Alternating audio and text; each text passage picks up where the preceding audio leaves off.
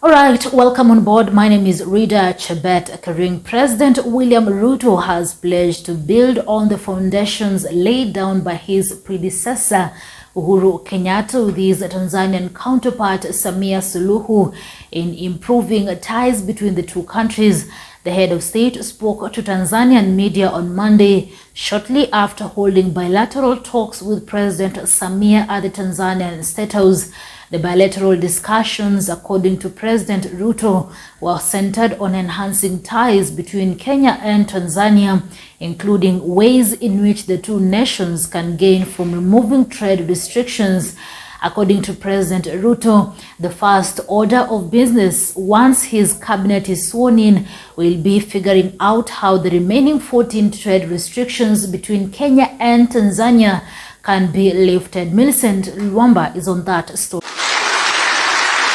President William Ruto on Monday, October 10th, sealed 7 key deals with his Tanzanian counterpart Samia Suluhu aimed at bolstering mutual relations between the two countries. In a joint press briefing held at State House, Dar es Salaam, Tanzania, both heads of state agreed to extend foundations set by retired President Uhuru Kenyatta in eliminating trade barriers and enhancing regional cooperation.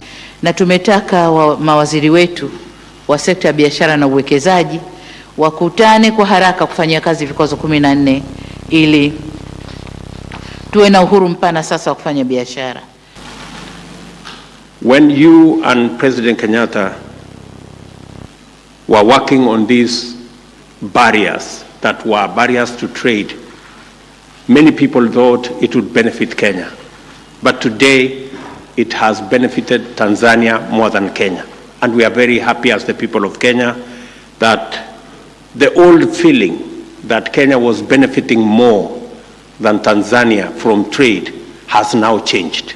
The two agreed to eliminate pending issues that are affecting trade relations between the two countries. According to President Suluhu, her administration, in conjunction with former President Uhuru Kenyatta, had identified 68 non-tariff barriers that hampered trade. Na kwa ujumla wataalamu walitambua vikwazo 68 ambavyo vilifanyiwa kazi, vikwazo 54 viliondoka visivyo vya kikodi, non-tariff barriers, na bado kuna vikwazo 14 vimebaki. President William Ruto has pledged to increase the trade volume with Tanzania so as to foster strong bilateral ties between the two neighboring countries. President Ruto stated that the two nations will be working to double trade from the current 90 billion shillings so as to ensure the trade and investors benefit from the relations.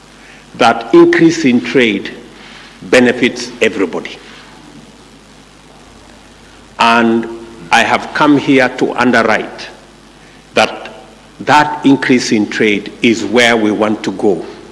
We want to increase our trade between our two countries. La kwanza ni kukuza na kuimarisha uhusiano na ushirikiano kati ya nchi zetu mbili.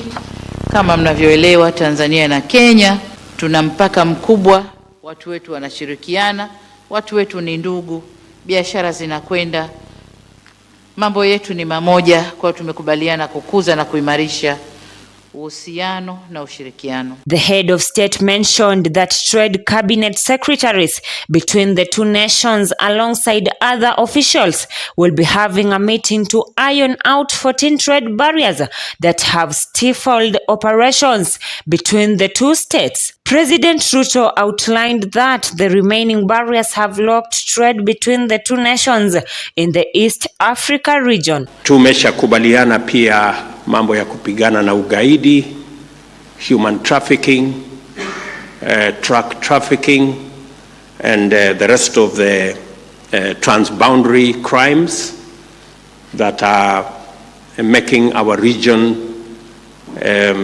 uncompetitive and giving us a bad name. So we have agreed that we will enhance the cooperation that exists between our security agencies. Tumezungumza pia kushirikiana kudhibiti vitendo vya uhalifu vinavyovuka mpaka, na hapa tumekubaliana kuwataka vyombo vyetu vya ulinzi na usalama kushirikiana kwa karibu na kuzungumza, kuangalia mambo ya makosa yanayovuka mpaka, madawa ya kulevya, uharamia, poaching, kwenda kuua wanyama, ujangili, lakini pia masuala ya kusafirisha watu. President Suluhu affirmed that the two countries had finalized on effectively establishing the border points between the two countries to determine the exact points where the border is located. She noted that this should not be perceived as a means of placing a boundary, but more of historical purposes. La kwanza ni kukuza na kuimarisha uhusiano na ushirikiano kati ya nchi zetu mbili.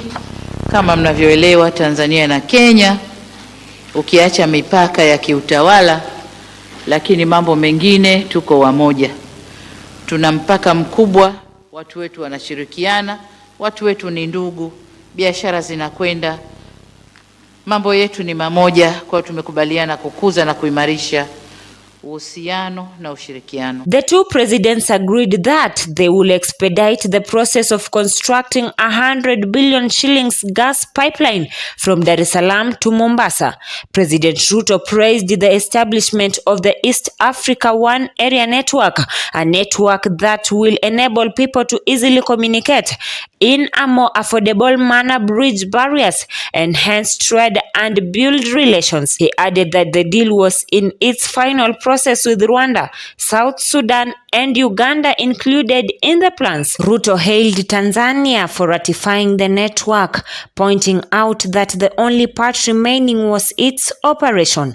Tumezungumzia mambo ya mawasiliano. Tuko na mambo ya East Africa